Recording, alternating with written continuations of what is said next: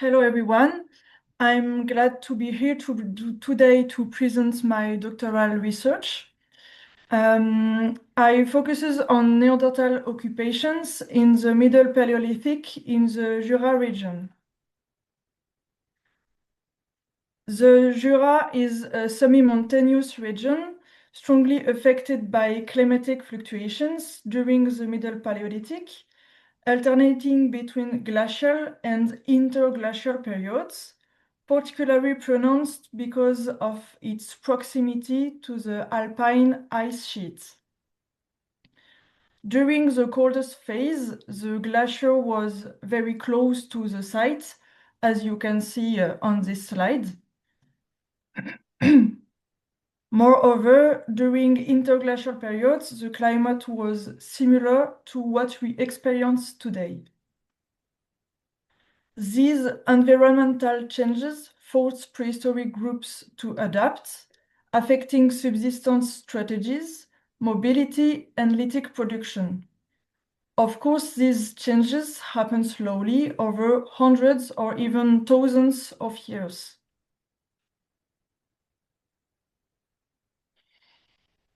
This area is located between two major circulation corridors, the Rhine Valley and the Rhone Valley. Because prehistoric groups were nomadic and followed seasonal animal migrations, this region may have played a key role in population movements and contacts, especially in relation to the advance and the retreats of glaciers. However, the population dynamics of this region are still poorly understood. So we can wonder, was it a marginal area rarely used by Neanderthals during cold periods, or a crossroads between the Rhine and the Rhone valleys? These questions have guided my PhD research. So therefore, I have been studying stone tools made by Neanderthals, in addition to faunal, microfaunal, and petrographic data.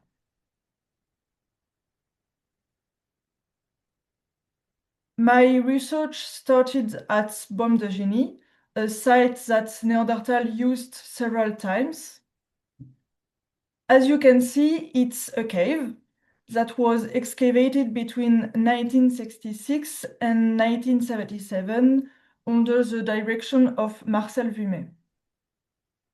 The site has a 12-meter deep stratigraphic sequence with 5 Middle Paleolithic layers dated approximately between 90,000 and 32,000 years ago. These 5 layers contain various lithic industries, mainly in chert and flint, with a few pieces in quartzite and 1 flake in jasper. In total, 2,600 lithic artifacts and over 1,000 bone and dental remains were found, not including the very abundant microfauna like rodents, for example.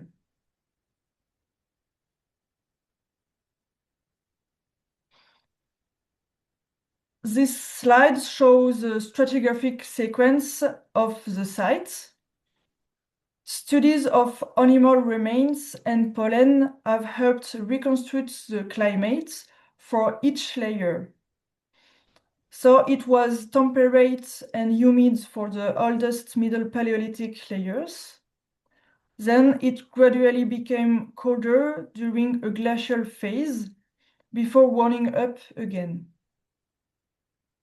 During periods of extreme cold, the site was abandoned and mainly occupied by carnivores, such as cave bears, for example. Subsistence focused on red deer and horses, with more diversified hunting during colder phases.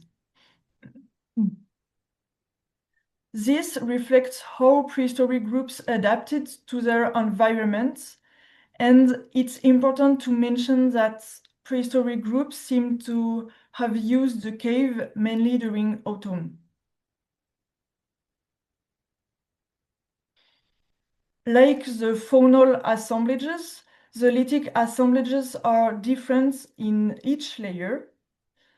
The goal is to determine how the tools were produced, to understand the intention behind the production process, and whether we can identify similarities between the different layers.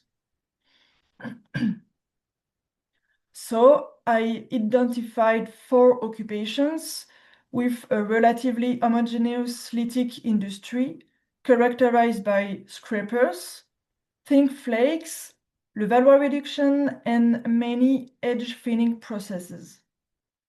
Between these levels, an archaeological layer is distinctive and very rare in this region.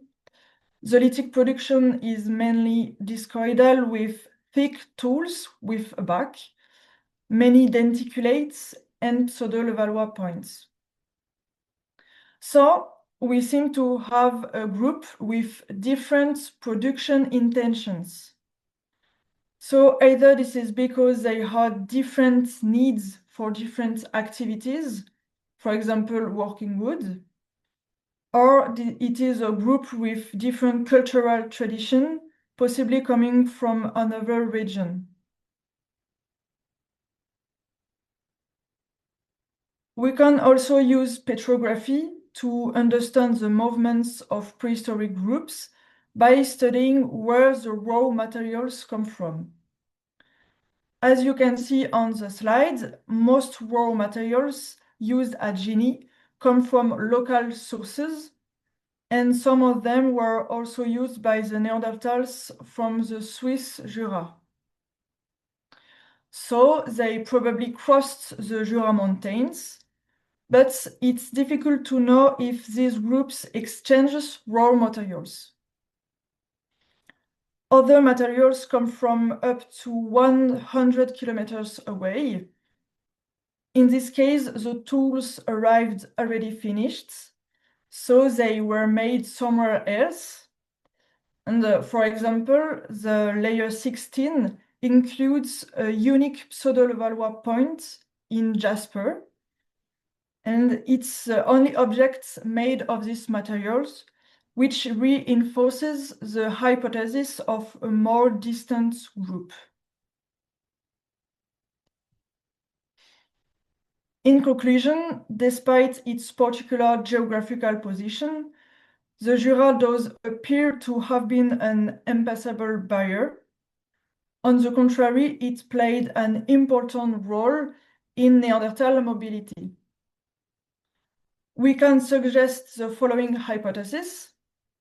Layer 16, which is different from the others, may represent a group that have stopped for a short time at Baume de Gigny, while passing through the Jura during their migration.